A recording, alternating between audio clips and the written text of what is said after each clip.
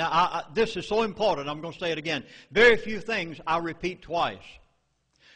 What we pay at the gas pump for a gallon of gasoline is a form of taxation that goes to those who control the world. And before I finish my lecture tonight, I'm going to tell you who they are. You're going to be surprised. Well, I know what you want me to do.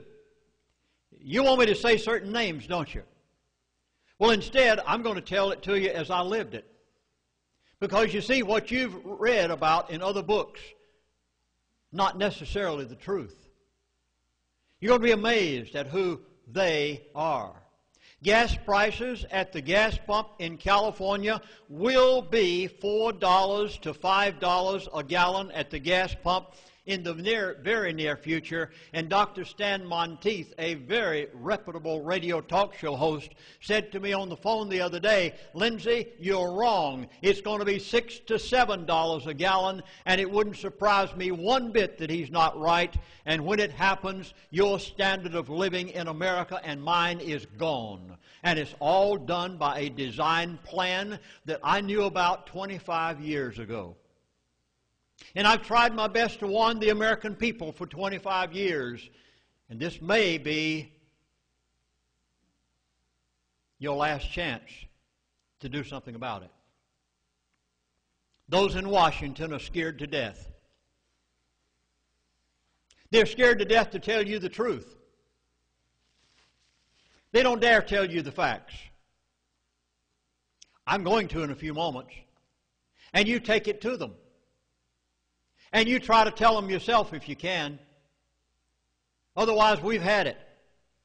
Why don't they tell you? Why doesn't President Bush tell you the truth? Why doesn't Mr. Cheney tell you the truth? CEO of Halliburton at one time. He knows it. Why don't they tell you the truth? I'll tell you why. They know what happened to John F. Kennedy when he did. And they shake in their shoes. They know what happened to Larry McDonald on Flight 007 when the powers that be had him destroyed. They know what happened to George Hanson, the man from Idaho who was in the Congress of the United States of America, and they destroyed him, destroyed his family, his home, his position, and after they had totally destroyed him physically and mentally, they patted him on the back and said, "Oh, George, go on. We can't find a thing wrong that you've done." Every man in Washington knows. Even to some of the congressmen you respect, and they wouldn't dare tell you the truth. But here it is. It'll be on tape tonight. I have it back on the table already taped. There was, back in the 60s or 70s, a gentleman by the name of Henry Kissinger. He was Secretary of State of the United States of America. While he was Secretary of State, he traveled to almost every oil-producing country in the world. He went to Saudi Arabia. After all, the Arabs had been nothing but nomads, roaming the deserts, riding on camels for many, many years. And he said to them, "I'll make you rich. I'd like to cut you a deal. And if you will go along with my deal, I'll see to it that we buy oil from you in America." Now, watch carefully and you'll understand why that oil from the North Slope of Alaska cannot be allowed to be brought to the refineries of America. Are you ready? Henry Kissinger said, "I'll cut you a deal." Oh, they said, "What is it?" He said, "We'll buy oil from you. We'll make you wealthy. You'll be sheikhs and sheiks. You can have everything you ever wanted." Oh, they said, "What's the deal?" He said, "Number one, you must denominate all oil sales in dollars." Oh, they said, "Gladly. We have no problem with that."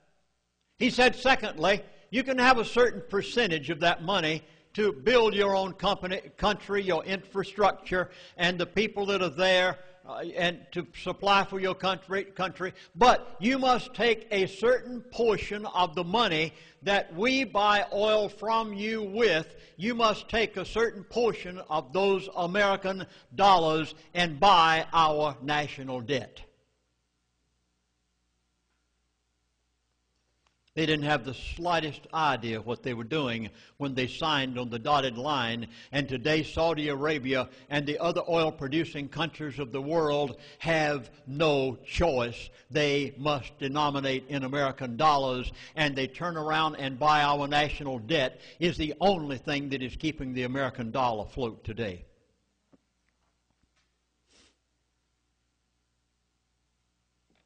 There were two countries that wouldn't sign.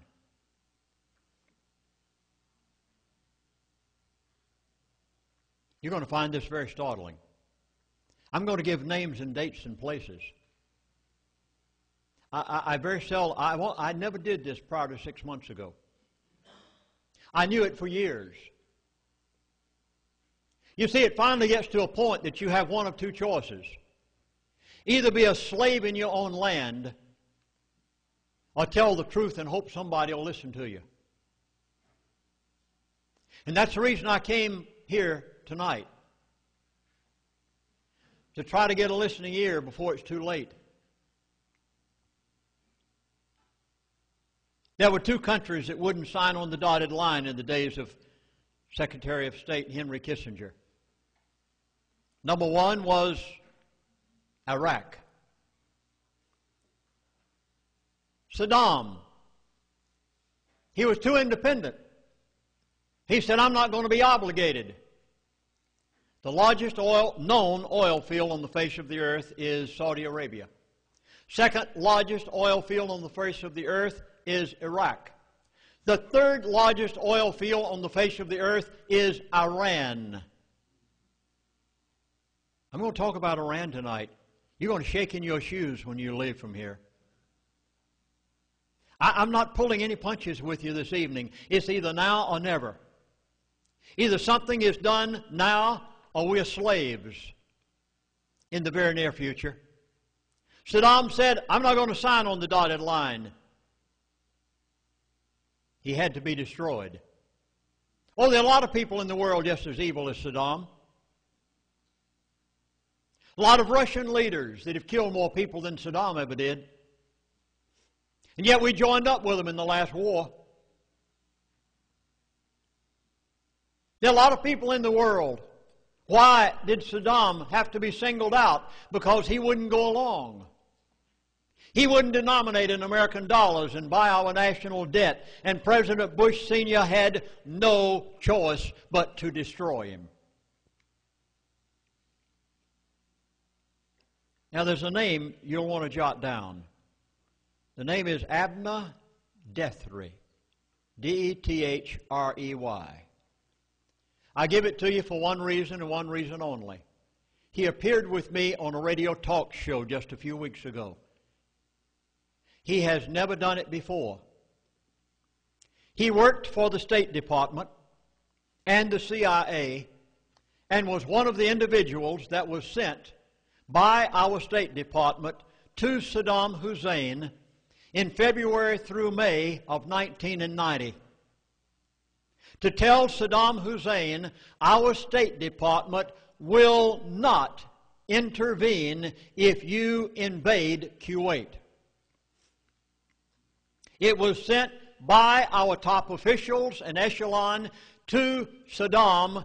We will not. You do remember that prior to the last war that Iraq and Kuwait were one country, and Saddam was merely going back in to take back that which had been divided after the last war. And our State Department sent the message by Abner Dethry, who appeared with me on a radio talk show. It is recorded by the talk show host, and he said he took the message to Saddam from our State Department to tell them, we will not intervene if you invade Kuwait.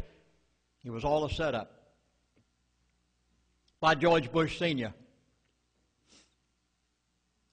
Because on August the 1st, 1990, Iraq invaded Kuwait.